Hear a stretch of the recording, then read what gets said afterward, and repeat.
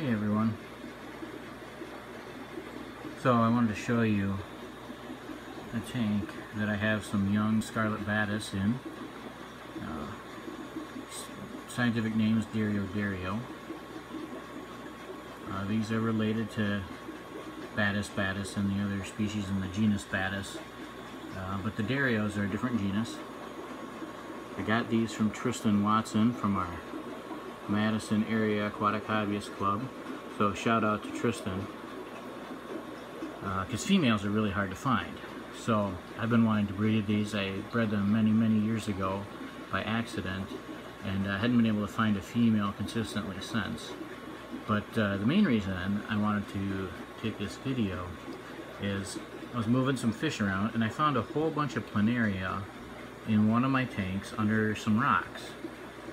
Well, planaria are the natural food source for the Scarlet Badis. Now, shrimp keepers in particular don't like them, and a lot of people don't like them in their tank.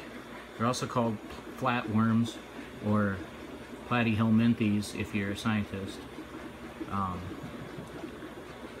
And they can be kind of a nuisance.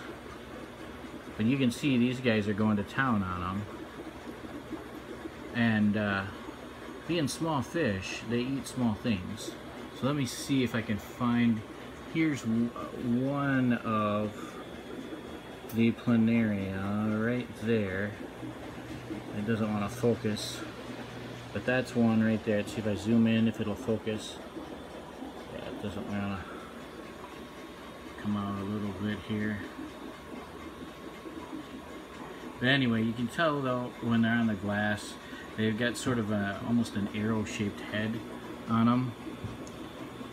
So that's a flatworm, also called planaria by a lot of people. Shrimp keepers like to get rid of them because they lower the survival of the babies, if I remember correctly.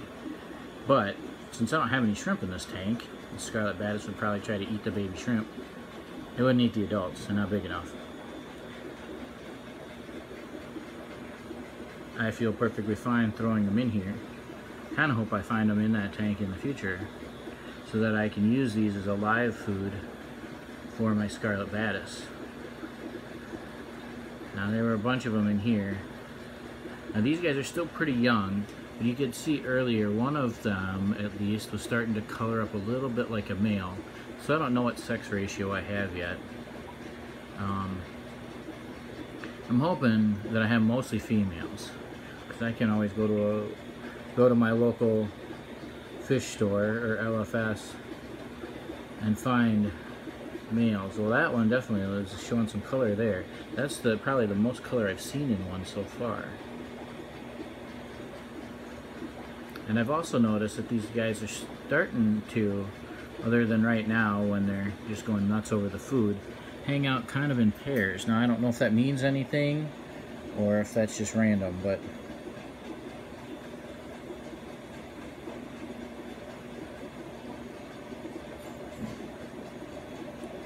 just see if we can maybe see one hunting here. Now just to give you an idea of how small these guys are, that plant there is Java moss.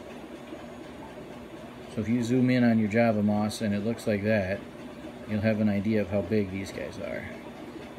The males typically won't get much more than about an inch and a quarter maybe.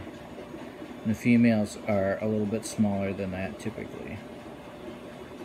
Now this one's young, but if I had to guess, I'd say it might be a female. So I'm not seeing any hints of the facial markings or the stripes. The adult males are absolutely stunning fish. They have red and blue stripes, very iridescent. The striping is kind of similar to a dwarf gourami, only where the dwarf gourami is sort of an orange and blue, these guys are red. There's a couple more over here. It's shaking its head. It probably just grabbed a flatworm. And you can see that marking on that distinct whitish margin on the pectoral fins or pelvic fins, I'm sorry, there on that one. That is usually found in the males, so that one could be a male as well. Whereas there's another one, it's really hard to maneuver when I'm zoomed in. There's another one right there. Doesn't seem to have that, at least not as strongly. Yeah, he's eating in the back there, you can see. I know the focus isn't that great, but a lot of that is because these are small fish.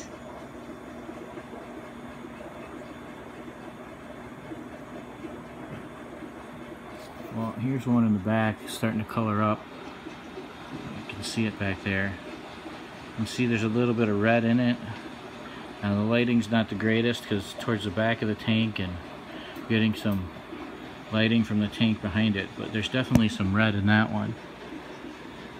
So we're getting close to the point where these guys will start sexing out for me, and then hopefully I can maybe divide them up a little bit and focus on trying to breed them again.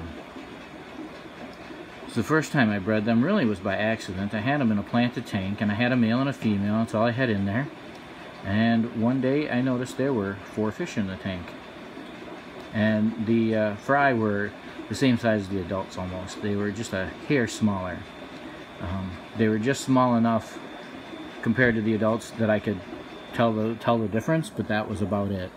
And they ended up being a male and a female as well, but I was unable to get them to breed for me. I did see some of the wrapping behavior that you'll see in bettas and anabanthids, which the Badis species are closely related to, but I never saw any eggs or fry, and I probably didn't have the tank set up